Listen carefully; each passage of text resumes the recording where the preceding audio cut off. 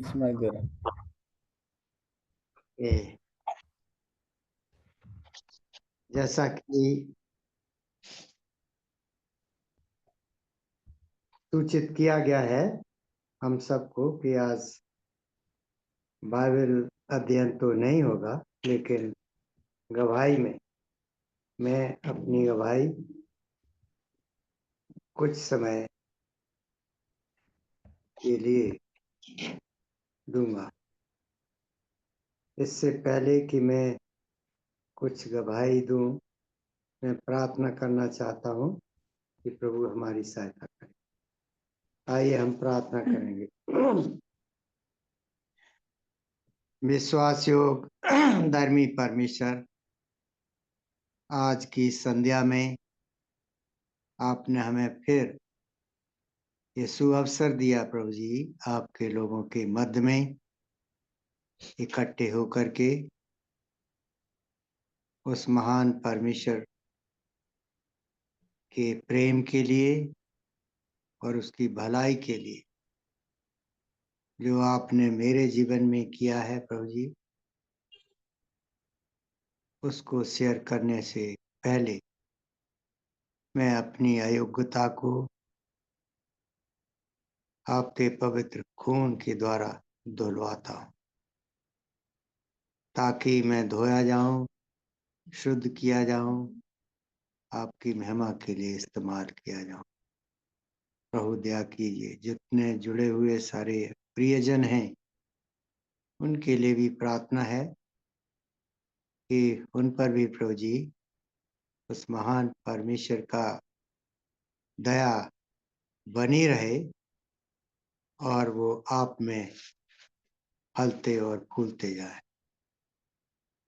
क्योंकि ये आपकी इच्छा है प्रभु जी। सो प्रभु जी, थोड़े समय में हमारा विचार, ध्यान आप अपनी ओर आकर्षित करो। दया कीजिए। इस तकनीकी को भी प्रभु जी शुरू से आखिर तक दुरुस्त रखो, ताकि प्रभु जी हम सारे लोग आपको सही सलामत सुन सके। सब बातों को प्रभु जी आपके निकट लाते विनती बड़े विश्वास साथ मसीह सुनाम से मांगता हूँ, आमीन।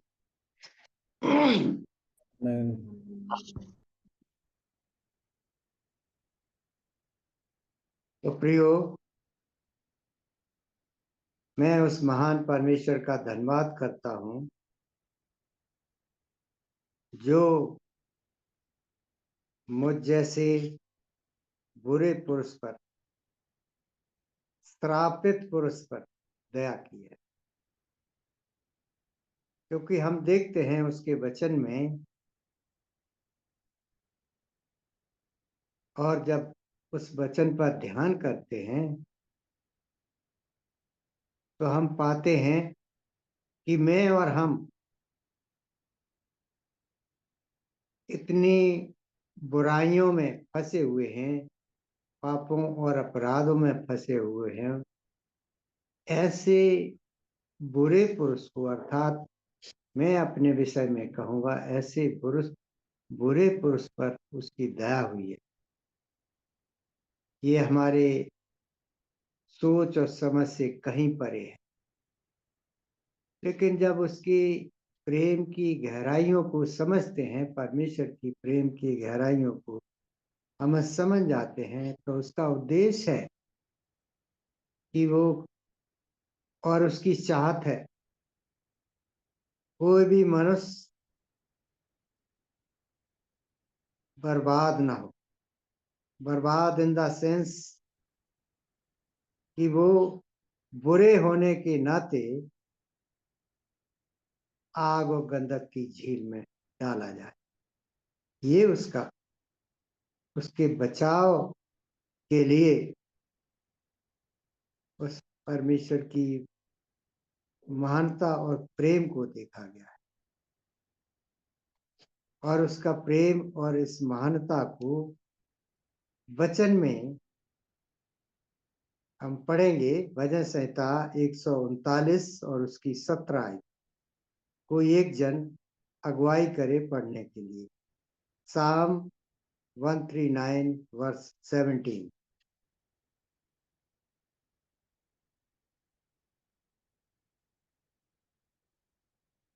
कोई भी एक जन।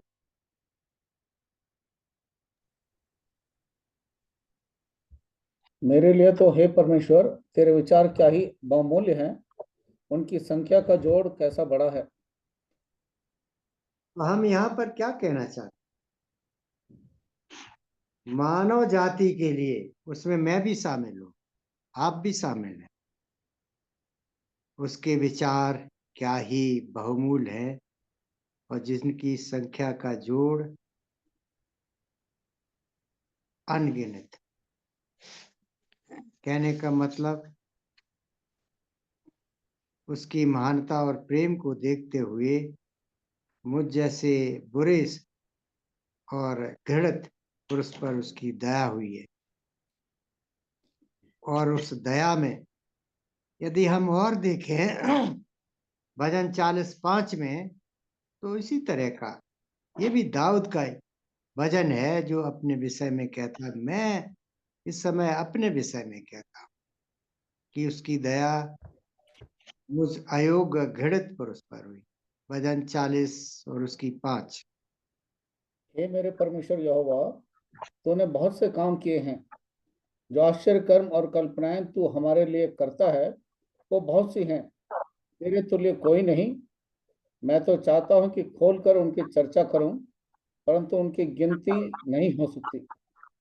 तो हम देखते हैं दोनों वचनों में परमेश्वर के वचन को देखते हैं और उसके प्रेम को देखते हैं, तो हम अपने आप को कहाँ पाते हैं? क्योंकि मैं वचन में लिखा है, जन्म से पापी, कर्म से पापी, स्वभाव से पापी, ऐसे पापी पुरुष से कौन प्रेम करेगा? बुरे मनुष्य से कौन प्रेम करेगा? कौन चाहेगा कि उसे नरक से बचाए? वो सिर्फ परमेश्वर है जो प्रियो हमसे इस तरह का प्रेम करता है, हम सबको बचाना चाहता है। दुनिया के सारे लोगों को बचाने का मकसद, उद्देश्य है उसका। लेकिन हम उसके प्रेम को समझ नहीं पाते और न ही उसके करीब प्रेम पाने के लिए आना चाहते, क्योंकि ये हम में कमी है उस महान परमेश्वर के करीब आना। मैं जब छोटा ही था, बालकपन में ही था, लगभग 7 और 8 साल की उम्र में, तब मेरे कानों में एक वचन पड़ा और उस वचन को सुनकर के, ये परमेश्वर का वचन है, मैं बहुत ही भयभीत हो गया, डर गया और कि मैं कैसे बचूं? मैं तो जन्म से, कर्म से, स्वभाव से पापी मनुष्य हूँ। क्या पापी जन के लिए कोई बचाव का साधन है दुनिया में? प्रिय, दुनिया में तो नहीं, हम सब जानते हैं। लेकिन एक ही है महान परमेश्वर, जिसने आपको, हमको, सबको बनाया है और वो हमसे प्रेम करता है। इसीलिए प्रेम करता है कि वो हमें बचाना चाहता है। यद्यपि देखा जाए कि उसका कोई मतलब हल नहीं होगा हमारे द्वारा, मनुष्यों के द्वारा, लेकिन फिर भी उसके मन में है। पहला तिमोथी 2:4 को यदि हम पढ़ेंगे तो उसमें वो मतलब समझ में आएगा। First Timothy chapter 2 verse 4।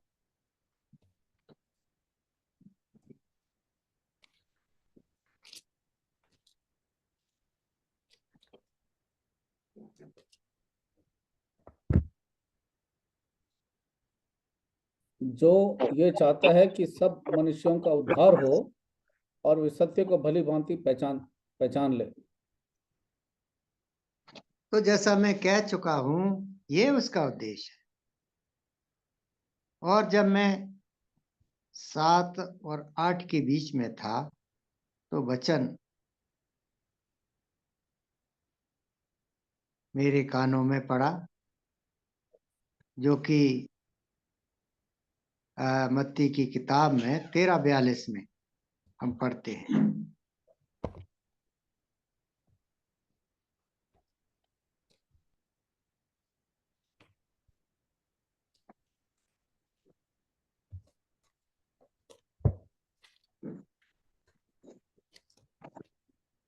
मत्ती 13:42। और यह उन्हें आग के कुंड में डालेंगे, जहाँ रोना और दांत पीसना होगा। ये है दशा हम मानव जाति की। हमारे लिए नरक था, बुरे लोगों के लिए नरक। तो मैं ये वचन को सुनकर के भयभीत हुआ और मन में बड़ा डर आ गया। लेकिन जैसे मैं उम्र में बढ़ता गया, उसके बाद मैं संगति से, यद्यपि उस समय मैं पढ़ता था और आगे और भी पढ़ा, लेकिन संगति तरीके से नहीं रहने पाए। जो भी है, लेकिन परमेश्वर का भय मेरे अंदर व्याप्त हो चुका था और उस भय को मैं कैसे निकालूं या मैं कैसे बचूं उस भयंकर मृत्युदंड से, क्योंकि परमेश्वर के निकट ये सब पापियों के लिए है। लेकिन उस परमेश्वर का धन्यवाद करता हूं जिसने पापियों को नरक में जाने से बचाने का एक उपाय रखा है।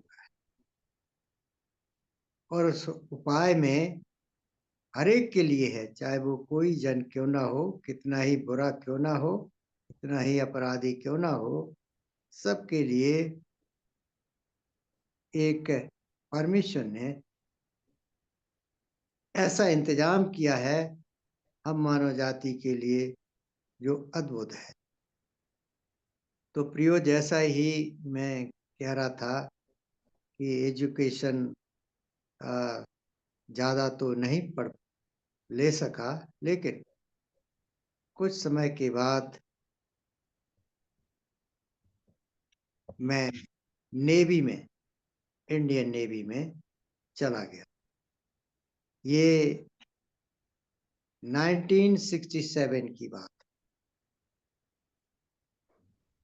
उस समय में 18.5 19 साल की, लगभग 19 तो कंप्लीट नहीं था, 18.5 19 के करीब था। मैं नेवी में चला, लेकिन वो वचन मेरे अंदर गूंजता रहा और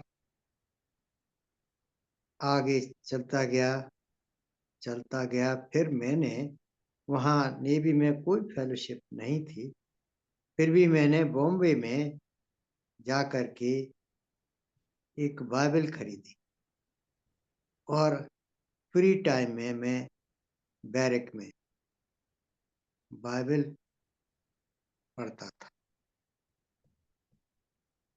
संगति तो कोई नहीं थी, चर्च आना जाना था किसी में, क्योंकि डिफेंस की नौकरी इतनी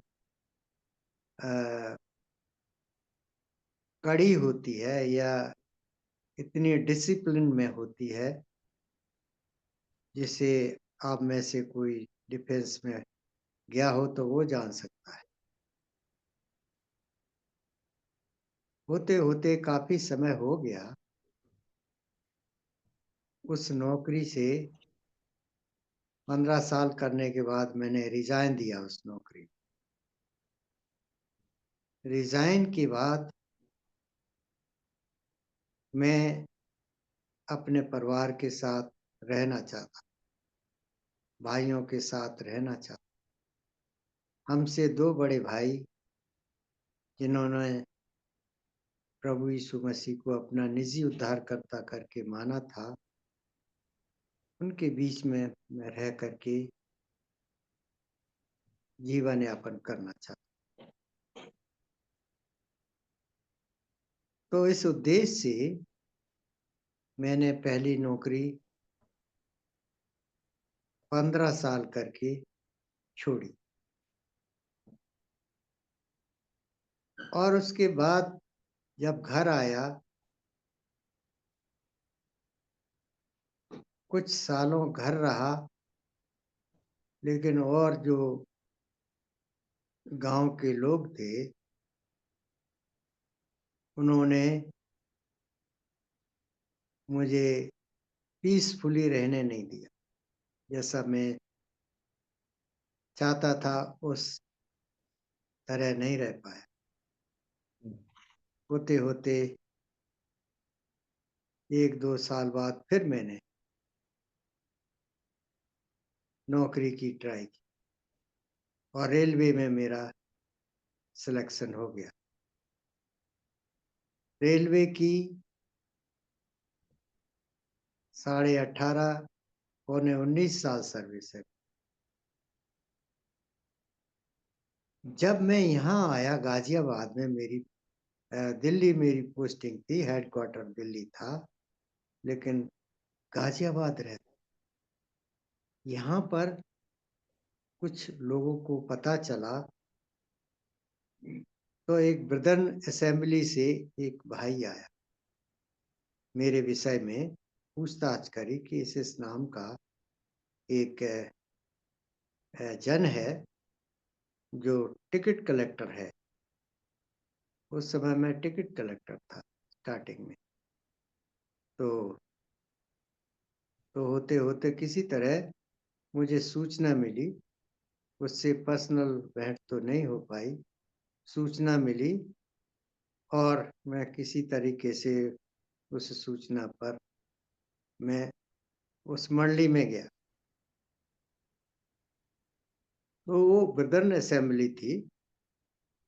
ब्रदर असेंबली के बारे में मैं तो ज़्यादा डिटेल में नहीं कहूँगा, लेकिन जो नींव मेरी पड़ी थी, उस नींव के आधार को वो सब चीज़ें लागू नहीं करते हैं मंडली। तो मैं करीब 6 महीने उनके साथ रहा और उन्होंने बहुत कुछ मेरी गवाही या कुछ और भी थोड़ा बहुत सुना तो उनके जीवन में भी, और उन्होंने मंडली में कुछ परिवर्तन किया, जैसे कि ब्रदर असेंबली में स्त्रियों को आराधना करने का ऑप्शन नहीं है, जो भी है। फिर वहाँ से होते होते मुझे पता चला कि यहाँ पर भी एक बिलीवर मंडली है, वहाँ भी गया। तो वहाँ मंडली की तो मैं आलोचना नहीं कर सकता, लेकिन मेरे मन के अनुसार जो मैं चाहता था उस सच्चाइयों को मैं नहीं पा पाया वहाँ पर। फिर मेरे कुछ समय बाद हमारे बीच में बड़े भाई, हमसे बड़े भाई वो आए इधर, और उन्होंने बताया कि दिल्ली में एक मंडली है और उस मंडली में वो हमें ले गए। भाई जयसी राव की मंडली। तो वहाँ भेंट हुई, बातचीत हुई। मैंने परिचय दिया कि मैं गाजियाबाद में रहता हूँ। तो उन्होंने कहा आपके पास में ही मंडली है। तो एड्रेस लिया। तो हालांकि वो 62 से थोड़ा जलवायु विहार में एक मंडली है। तो मैं फर्स्ट डे वहां पर गया। तो वहां पर भाई जॉनी दासन मिले और भी 2 एक भाई मिले और उन्होंने बड़े प्रेम से स्वागत किया। सब कुछ पूछा कहाँ कैसे रह रहे हो। तो होते होते फिर वहां से मंडली सेक्टर 139 में आई। उस मंडली में मैं कंटिन्यू रहा, जुड़ा रहा और कभी भी नौकरी में, रेलवे की नौकरी में होते हुए भी, क्योंकि कई एक जॉब्स ये चेकिंग स्टाफ के पास होते हैं, उन्हें अर्निंग से मतलब है कि आप अर्निंग दीजिए, आप अपने हिसाब से 1 घंटा नौकरी करो या 2 घंटा या 4 घंटे या, लेकिन अर्निंग से मतलब है, मंथली अर्निंग इतनी चाहिए। तो मैं सवेरे यहाँ से 5 बजे गाड़ी पकड़ता था दिल्ली के लिए। 5 बजे के बाद दिल्ली जा करके कुछ गाड़ियों में चेकिंग करके रसीदें बना करके, क्योंकि बिहार वाली गाड़ियां जितनी होती हैं उनमें बहुत सारे लोग स्लीपर कोच में तो बैठ जाते हैं, लेकिन उन्हें ये पता नहीं कि स्लीपर कोच में बिना रिजर्वेशन के अलाउ नहीं होता है। अगर तो वो ये चाहते हैं कि किसी तरह हमारा पेनाल्टी तो देने के लिए तैयार है, तो पेनाल्टी लग करके वो टिकट बन जाता है तो वो बैठ सकते हैं ऑन अरेंजमेंट या एडजस्टमेंट करके बैठ सकते हैं। तो मैं संडे के दिन सुबह जा करके और जल्दी 4-5 रसीदें बना करके सीधा सेक्टर 139 2 ऑटो बदल करके मैं हर एक संडे जाता। मैं कभी मिस नहीं किया। एक आध बार की नहीं कह सकता, मुझे तो ध्यान नहीं है, लेकिन मिस नहीं किया। मैं इस बात को इसलिए कह रहा हूं कि हम जितना परमेश्वर के करीब आएंगे, परमेश्वर के लोगों के बीच में करीब आएंगे, हमें आत्मिक रीति से उतने ही उन्नति मिले, हम उतने ही हमारा रिलेशनशिप है परमेश्वर से मधुर होता है। तो इस तरह से जीवन यापन चलता रहा। लेकिन मैं फिर से वहीं आता हूं कि परमेश्वर कितना भला है जो मेरे साथ में इस तरह की भलाई। जैसा कि हमने देखा वचन में 139:17 और भजन 40:5 में कि उसकी विचारधारा हम मनुष्यों के प्रति कितना प्रेम भरी है, जिसकी उस प्रेम का आकलन हम नहीं कर सकते, जो काउंटलेस जिसे कहते हैं उसके अनुसार है। इसलिए परमेश्वर चाहता है कि वो कौन है जिसने दुनिया को बनाया, वो कौन है जो हमें पाप से बचा सकता है, वो कौन है जो हमारे पाप को क्षमा कर सकता है और हमें नरक से बचा सकता है। ये जानकारी बहुत जरूरी है हम मानव जाति में, बहुत जरूरी। और जो जान गए हैं इस सच्चाई को, उस सच्चाई में बढ़ने के लिए परमेश्वर कहता, परमेश्वर का वचन कहता, क्योंकि हम इस वर्तमान बुरे संसार में से अलग किए गए हैं, चुन लिए गए हैं। इसमें हमारा कोई योगदान नहीं है हमारे चुने जाने का। हम तो सब के सब कैसे हैं? बुरे हैं। हमारे धर्म कर्म के काम सब कैसे हैं? मैले चितड़ों के समान है। लेकिन उसकी जब दया को देखते हैं तो हम अपने आप को किसी भी जगह नहीं पाते हैं जहां हम टिक सकें। इसलिए जानकारी हमें जानना और बताना बहुत जरूरी, क्योंकि वचन में ऐसा लिखा है कि तुम, परमेश्वर का वचन कहता है कि तुम मुझे किसके समान बताओगे, मेरी तुलना किससे दोगे? ऐसा कोई नहीं है।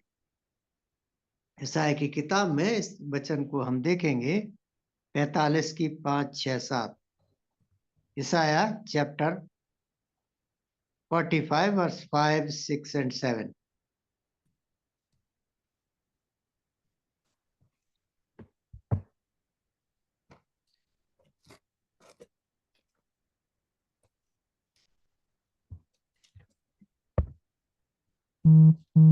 मैं यहोवा हूँ और दूसरा कोई नहीं, मुझे छोड़ कोई परमेश्वर नहीं। यद्यपि तू मुझे नहीं जानता तो भी मैं तेरी कमर कसूंगा, जिससे उदयाचल से लेकर अस्ताचल तक लोग जान लें कि मुझ बिना कोई है ही नहीं। मैं यहोवा हूँ और दूसरा कोई नहीं है। मैं उजाले का बनाने वाला और अंधियारे का सृजनहारा हूँ। मैं शांति का दाता और विपत्ति को रचता हूँ। मैं यहोवा ही इन सबों को करता हूँ। तो हमने देखा वचन में परमेश्वर अपने आप को इस तरह दिखाता है कि कोई है ही नहीं, उदयाचल से लेकर अस्ताचल तक, जो हमें परमेश्वर के दंड से, पापी होने के दंड से हमें बचा सके। कोई नहीं, उसकी तुलना किसी से नहीं की जा सकती। ये हम मनुष्यों में ये जानकारी होना बहुत जरूरी है कि परमेश्वर कौन है जिसने हमें और आपको सारी सृष्टि का रचना की है, और कौन है हम पापी मनुष्य का उद्धार कर सके। तो ये बड़ा उपाय परमेश्वर की तरफ से हमारे बचाव के लिए परमेश्वर ने अपने इकलौते पुत्र जगत में भेजा, और जो उस पर विश्वास, जैसा कि हम रोमन्स 6:23 में पढ़ते हैं, रोमन्स 6:23 में ऐसे ही बताऊंगा, पाप की मजदूरी मृत्यु है, पर परमेश्वर का वरदान मसीह यीशु में अनंत जीवन है। तो हम सब के लिए वो पापी होने के नाते हम सब की सब नरक के भागीदार हैं, लेकिन परमेश्वर हमें बचाना चाहता, सारे लोगों को बचाना चाहता है। इसलिए, क्योंकि जैसा अभी हमने पढ़ा है, तुम मुझे किसके समान बता, वो युगानुयुग जीवता परमेश्वर है, वो बदलने वाला परमेश्वर नहीं है। उसका ना तो कोई शुरुआत है और ना कोई अंत। मैं ही आदि और मैं ही अंत, मैं ही अल्फा और मैं ही ओमेगा हूं, जैसा कि प्रकाशित वाक्य और 1:8 में लिखा है, मैं अल्फा और ओमेगा, आदि और अंत।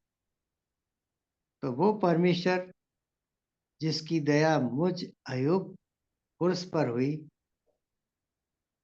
और उसको मैं जान पाया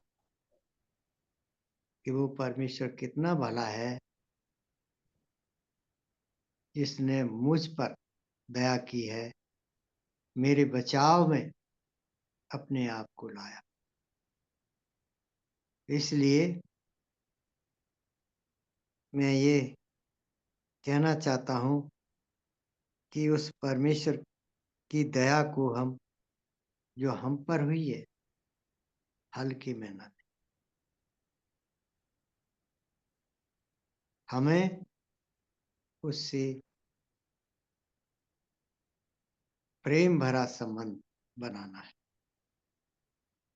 हमें जितना हमारा संबंध उससे मधुर होगा, उतने ही आशीषों से माला माल हो। यद्यपि देखा जाए तो मैं एक साधारण किसान का बेटा, अभी भी मेरा पेशा किसानी का है, और जहां पर मेरे गांव में मंडली लगती है और भाई जॉनीदासन ने थोड़ा समय दिया था भविष्य सभा के समय में, इस साल भी भविष्य सभा थी, और मुझसे पहले जब मैं नहीं जानता था तब भी सभाएं होती रही हैं मेरे भाइयों के द्वारा। और यदि देखा जाए वहां पर एक थोड़ी जगह खरीदी गई है मेरे गांव में, और वहां पर एक चर्च बनाया गया है। वो रजिस्टर्ड चर्च, और ज्यादा तो सुविधाजनक नहीं है, पानी आने की सुविधा है और बाथरूम वगैरह ये सब कुछ है, और एक हॉल है जिसमें हम इकट्ठे होते हैं, 40x25 का। तो वो मंडली, मैं ये तो नहीं कहूँगा, लेकिन जब बात आ जाती है तो कहना पड़े। उस मंडली में एक सेवक रखा है जो हमारे बीच में कुछ समय पहले पीताम्बर चौधरी करके आए हैं, भाई जेम्स विक्टर जानते हैं, और वो एक दिन की सेवकाई के लिए उन्हें यहाँ बुलाएगा, तो वो सेवा कर रहे हैं वहां पर, क्योंकि हम परिवार के लोग सब इधर उधर हैं, कोई उड़ीसा में है, कोई लखनऊ में है, कोई जयपुर में है, तो कोई गाजियाबाद में, इस तरह से। लेकिन वहाँ का सेवा का कार्य किसी भी तरीके से ना पीछे हटने पाए, इसलिए वहाँ पर एक सेवक, परमानेंट सेवक परिवार के साथ रहे। और जो नॉर्दर्न साइड की मंडलियां हैं उनका आना जाना है। तो मैं ये खास बात क्या कहना चाहूँ कि परमेश्वर प्रियो बहुत भला है। उसकी महानता को देखा जाए और उसके प्रेम को देखा जाए तो हम कहीं नहीं टिक सकते। इसलिए परमेश्वर चाहता है कि जिन्होंने उसको ग्रहण किया है और जिन जिन पर उसकी दया हुई है, उस दया को हल्के में न लिया जाए। मेरे कहने का मतलब और सेंस यही है, क्योंकि वचन यूहन्ना 15:16 पढ़ेंगे। इस वचन के पढ़ने के लिए भाई मैं रिक्वेस्ट करूंगा। वचन यूहन्ना 15:16।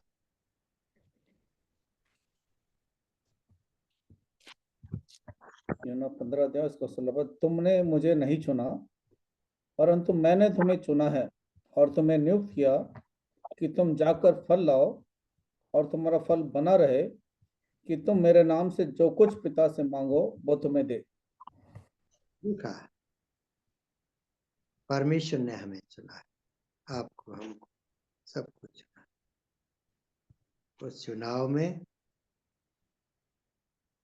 वो फल चाहता है हमारे प्रत्येक जीवन से, हमारे प्रत्येक के जीवन में यही उसकी आशा। ठीक है, इसलिए मैं ज्यादा कुछ और ना कह करके परमेश्वर कितना भला है, और इस साल की प्रतिज्ञा में भी उस बड़ी भलाई को देखते हैं कि परमेश्वर चुने हुए लोगों के विषय में क्या कहता है। लास्ट गवाही में भी हमने इस वचन को सुना है भाई जेम्स के द्वारा।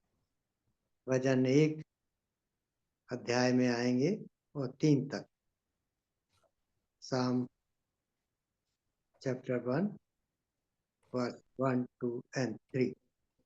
तीसरी आयत इस साल की प्रतिज्ञा है। भजन 1, 2 और 3 पद पढ़ता हूँ। क्या ही धन्य है वो पुरुष जो दुष्टों की युक्ति पर नहीं चलता और ना पापियों के मार्ग में खड़ा होता और ना ठट्ठा करने वाले की मंडली में बैठता है, परंतु वो तो यहोवा की व्यवस्था से प्रसन्न रहता और उसकी व्यवस्था पर रात दिन ध्यान करता रहता है। वह उस वृक्ष के समान है जो बहती नालियों के किनारे लगाया गया है और अपनी ऋतु में फलता है और जिसके पत्ते कभी मुरझाते नहीं। इसलिए जो कुछ वो पुरुष करे वह सफल होता है। जो कुछ वो पुरुष करे वो सफल होता है। ये कौन है पुरुष? ये विश्वासी पुरुष है, जिसने परमेश्वर को अपना आधार माना है और उससे आज्ञाकारिता के जीवन में चलता है। वो पुरुष को एक पेड़ से तुलना की गई है, जो पेड़ बहती नालियों के किनारे लगाया हुआ है या लगा हुआ है। वो ग्रीष्म काल में भी हरा भरा रहे, सूखे में भी हरा भरा रहे। तो इसकी तुलना मसीह जीवन से की गई, उस पेड़ की। तो मसीह जीवन जो है प्रियो, बेशक इस दुनिया में दुख और क्लेश है मसीह जीवन के लिए, क्योंकि ये शत्रु शैतान के राज में हम रह रहे हैं और उसका राज चिरस्थायी तो नहीं है, लेकिन जब तक है तब तक मसीह लोगों के सामने नाना प्रकार की बाधा रुकावट और नाना प्रकार की आपत्ति के द्वारा हम डराए जाते, धमकाए जाते, जेल खाने में भी डाले जाते। लेकिन परमेश्वर इस बात को जानता है, भली भांति जानता है? जैसा कि यूहन्ना 16:33 में लिखा है, तो मैं दुनिया में कष्ट होता है परंतु ढांढस बांधो, मैंने संसार को जीत। तो प्रियो, कभी हम ऐसी कुछ समस्या में आकर के हम परेशानी में आकर के परमेश्वर को, उस भले परमेश्वर की भलाई को हम झट भूल जाते। लेकिन परमेश्वर कहता है ढांढस, मैंने संसार को जीत लिया। तो ये मैं अपने विषय में कहूंगा, फिर से कहूंगा और बार बार कहूंगा कि मैं अयोग्य और घृणित पुरुष, जो उसकी दृष्टि में चुना गया, उसका अनुग्रह जो मुझ पर हुआ, मेरे वर्णन से बाहर। ये जीवन किसी के पास नहीं। जैसे कि अभी हमने थोड़े समय में ईसाई की किताब में पढ़ा था कि तुम मेरी तुलना, मेरी उपमा किससे दो। तो ये अनंत जीवन या पाप से बचाना किसी और के पास नहीं है दुनिया में। पतरस इस बात को कहता है यूहन्ना 6:68 में कि हे प्रभु, मैं कहाँ जाऊं, अनंत जीवन की तो बातें सिर्फ तेरे ही पास। तो प्रियो, मैं इस बात को रिपीट करूंगा, अनंत जीवन सिर्फ हमारे प्रभु यीशु मसीह के पास है। पापों की क्षमा सिर्फ यीशु मसीह के पास है। नरक से बचाने का काम सिर्फ यीशु मसीह के पास है। क्योंकि उसे परमेश्वर ने हमारे बचाव के लिए भेजा है और उस पर विश्वास किया हुआ जीवन, जैसा कि रोमी 6:23 में अभी हमने, परमेश्वर की तरफ से ये बात है कि पाप की मजदूरी मृत्यु है, परंतु परमेश्वर का वरदान मसीह यीशु में अनंत जीवन। जो उस पर विश्वास करता है अनंत जीवन। तो हम सारे प्रियों से यही कहना चाहता हूं कि आपका किया गया विश्वास और विश्वास की चाल में हमारी ढिलाई नहीं होनी चाहिए। इसलिए बेशक हमारी स्थिति किसी भी परिस्थिति से क्यों न गुजर रही हो, उससे जीवित और भले परमेश्वर कभी नहीं त्यागना, कभी नहीं। क्योंकि मैं बहुत सारी बातों को मैं नहीं कहना चाहता, जो मैंने पाया है। मैं कहाँ से, जैसा वचन में हम देखते हैं कि मैंने तुम्हें घूरे पर से उठाया। ये बात सच है, मैं अपने विषय में कह सकता, क्यों नहीं, इसलिए कह सकता हूं कि मैं उस स्थिति से गुजरा हूं, उस परेशानी से गुजरा हूं, और कहां से कहां परमेश्वर ने मुझे परमेश्वर के लोगों के साथ जोड़ दिया है। परमेश्वर के लोगों के साथ में एक उस गोष्ठी में जोड़ दिया है जहां चैन की बात, शांति की बात, परमेश्वर की बात, इतनी अच्छी और भली बात हमें मिली है। तो प्रियो, मैं यहीं रुकूंगा और यही एक बार फिर से कहूंगा कि मसीह यीशु में तुम्हारा परिश्रम व्यर्थ नहीं,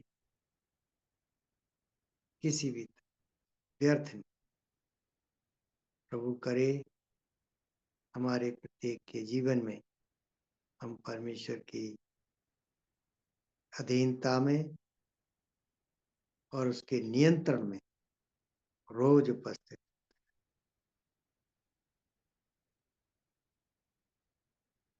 यही रुक करके आगे जो आदेश है उसका फॉलो करते हुए एंड करें। सबको जय मसीह। जय मसीह भाई, थैंक यू भाई। एलिशा किशोर यदि ऑनलाइन है तो उनसे निवेदन है कि प्रार्थना करें भाई आशा प्रकाश के लिए, उनके परिवार के लिए, और जो सेवा गाजियाबाद में हो रही है और उनके गांव में नंगला फूट में जो मंडली है, प्रभु उस पर भी अपने आशीष दें।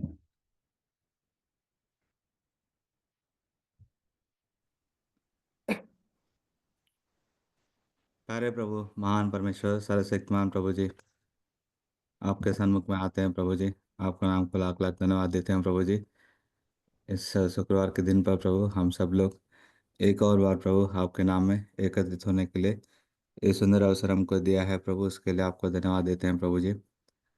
और प्रभु आशा प्रकाश अंकुल के लिए प्रभु, उसके गवाह के लिए प्रभु आपका नाम को धन्यवाद देते हैं प्रभु जी।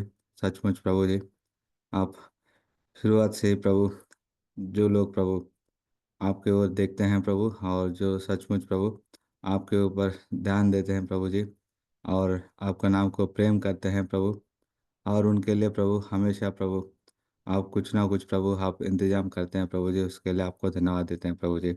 और यही चीज़ प्रभु आशा प्रकाश अंकुल के जीवन के द्वारा आपने हमें जो दिखाया प्रभु, उसके लिए आपको धन्यवाद देते हैं प्रभु जी। जब वो सही संगति के लिए प्रभु खोज रहा था प्रभु जी, और सही संगति के लिए प्रभु चाह रहा था, आपने प्रभु जी उनको उस तरह के प्रभु संगति प्रभु आपने अनुभव करवाया प्रभु जी, उसके लिए धन्यवाद देते हैं प्रभु जी। और जितना भी प्रभु जब भी प्रभु आपको जब भी प्रभु जैसे जैसा प्रभु आपके ओर देखता है प्रभु जी, उसी तरह से प्रभु अंकुल को प्रभु आपको प्रोत्साहन दिया प्रभु जी, और आपकी संगति के प्रति और कलीसिया के प्रति प्रभु आपने प्रेम दिया है प्रभु, उसके लिए आपको धन्यवाद देते हैं प्रभु जी। सचमुच प्रभु जी हमको इन विषयों के द्वारा प्रभु सीखने के लिए प्रभु जो एक गवाह के द्वारा प्रभु हमारे सामने रखा है प्रभु, उसके लिए आपको धन्यवाद देते हैं प्रभु जी। हम भी प्रभु जी निरंतर प्रभु आपके सन्मुख को प्रभु प्रेम करने वाले बने रहने में प्रभु सहायता कीजिए, और निरंतर प्रभु जी हम आपकी संगति को प्रभु, आपके संतों की संगति को प्रभु चाहने वाले में प्रभु, और आपकी कलीसिया को प्रभु जी साथ प्रभु जुड़े रहने वाले में प्रभु बने रहने में प्रभु सहायता कीजिए। और प्रभु अंकुल के लिए प्रभु उसके गवाह के लिए धन्यवाद देते हैं प्रभु जी। और पूरी नौकरी में प्रभु आपने सहायता किया प्रभु जी, और गाजियाबाद में प्रभु सेटल होने के लिए प्रभु सहायता किया, उसके लिए धन्यवाद देते हैं प्रभु जी। और वहाँ की प्रभु जो सेवकाई प्रभु हो रहा है प्रभु जी, उसको प्रभु बहुत आयत से आशीष कीजिए प्रभु जी। और अंकुल को प्रभु एक उस कलीसिया में प्रभु प्रोत्साहन के लिए प्रभु आपने रखा है प्रभु, उसके लिए आपको धन्यवाद देते हैं प्रभु जी। आने वाले दिनों के लिए प्रभु तैयार कीजिए प्रभु और सहायता कीजिए। और विशेष करके प्रार्थना करते हैं प्रभु जी जो नंगला फूट में प्रभु जो कलीसिया है प्रभु जी, और वहाँ की जो सेवा हो रहा है प्रभु जी, और पिता अंकुल के लिए भी प्रार्थना करते हैं प्रभु जी, आप उन्हें विशुद्धि लेकर सहायता कीजिए, और वहाँ की सेवकाई को प्रभु बहुतायत से प्रभु आप आशीष कीजिए। और प्रार्थना करते हैं प्रभु जी जो विशेष करके प्रभु उत्तर प्रदेश में जो इस समय पे प्रभु जैसा हालत चल रहा था प्रभु जी, और सरेआम प्रभु जी आपके लोग प्रभु एकत्रित नहीं हो पा रहे हैं प्रभु जी, और काफ़ी सारे प्रभु भयभीत प्रभु छाया हुआ है प्रभु जी। हम प्रार्थना करते हैं प्रभु आपके लोगों को प्रभु आप सुधि लेकर सहायता कीजिए। और जो इन अंतिम दिनों में प्रभु जी जो विशेष करके प्रभु जब आपके नाम के लिए प्रभु जो हिंसा प्रभु प्रबल हो रहा है प्रभु जी, और आपके दासों के प्रति प्रभु जब हिंसा प्रबल हो रहा है प्रभु जी, आप सहायता कीजिए प्रभु आपके लोगों को प्रभु, और अपने गवाह को प्रभु बना के रखने में प्रभु जी, और आपके लिए गवाह बनकर चलने में प्रभु सहायता कीजिए। और अंकुल का प्रभु आंटी के लिए प्रार्थना करते हैं प्रभु, दोनों को अच्छा स्वास्थ्य दीजिए और सहायता कीजिए प्रभु जी। और बुजुर्ग अवस्था में प्रभु आप साथ रहिए प्रभु जी। और प्रार्थना करते हैं भाई विनय के लिए प्रभु जी, और भाई अरुण के लिए प्रभु उनके परिवारों को भी शुद्धि लेकर सहायता कीजिए। और प्रभु वहाँ की जो सेवकाई में प्रभु जो विभाग लेता है प्रभु जी, आप उन्हें सहायता कीजिए प्रभु, और बहुत ऐसे आप आशीष कीजिए। और एक और बार प्रभु हम सबको आपके हाथों में सौंपते हुए प्रभु, और ऐसे सभा में प्रभु जितने भी लोग जुड़ पाए प्रभु, आप उन्हें नाम नाम से लेकर सहायता कीजिए। और विशेष करके प्रार्थना करते हैं प्रभु कल का और परसों के लिए प्रभु जी, जो स्पेशल मीटिंग्स प्रभु होना है प्रभु जी, आप उसमें सहायता कीजिए प्रभु। हानोक अंकुल को भी प्रभु आप सुधि लेकर प्रभु आपका अभिषेक दीजिए प्रभु और इस्तेमाल कीजिए। और जैसा प्रभु आपके लोगों को प्रभु आत्मिक जरूरत है प्रभु जी, उस प्रकार से आपके वचन हो पाने में प्रभु सहायता कीजिए। और प्रार्थना करते हैं प्रभु जी, और संडे के दिन प्रभु वर्शिप सर्विस के लिए भी प्रार्थना करते हैं, आप सहायता कीजिए। और जितने भी लोग प्रभु जुड़ सकते हैं प्रभु जी, आ सकते हैं प्रभु, और सबका सब प्रभु बिना कोई रुकावट प्रभु आ पाने में प्रभु और शामिल होने में प्रभु जी, और आत्मिक रीति से प्रभु लाभ उठा पाने में प्रभु सहायता कीजिए। सारे विषयों को प्रभु आपके हाथ में सौंपते हुए इस प्रार्थना प्रभु यीशु के मिटा मत नाम मांगते हैं, सुनिया और ग्रहण कीजिएगा। आमीन। आमीन। आमीन। सबों से निवेदन है, जो हमने सूचना दी है, कल एबेनेजर हॉल आर के पुरम में सुबह 10 बजे हम इकट्ठे होंगे। दोपहर भोजन होगा, भोजन के पश्चात भी एक सेशन होगा। उसके अलावा संडे को YWCA में हम 9:30 बजे जैसे आराधना के लिए इकट्ठे होते हैं, वैसे ही वहाँ पर इकट्ठे होंगे। भाई हनोक सेन हमारे मध्य में आ चुके हैं, प्रभु उन्हें आशीष दें और उनके द्वारा जो वचन हमारे लिए आवश्यकता है इन 2 दिनों के लिए प्रभु स्वर्ग से हम सबों को पहुंचाएं। अभी जितने उपस्थित हैं उन सबों से निवेदन है कि मेहरबानी से आप जितने लोगों से परिचित हैं उनको ज़रूर आप सूचित करें अपनी तरफ से, ताकि अधिक से अधिक लोग कल एबेनेजर हॉल आ सकें और आराधना के दिन YWCA द्वारका में इकट्ठे हो सकें। कोई 2 जनों से निवेदन है, कल और परसों की इस एनिवर्सरी मीटिंग के लिए प्रार्थना करें। उसके पश्चात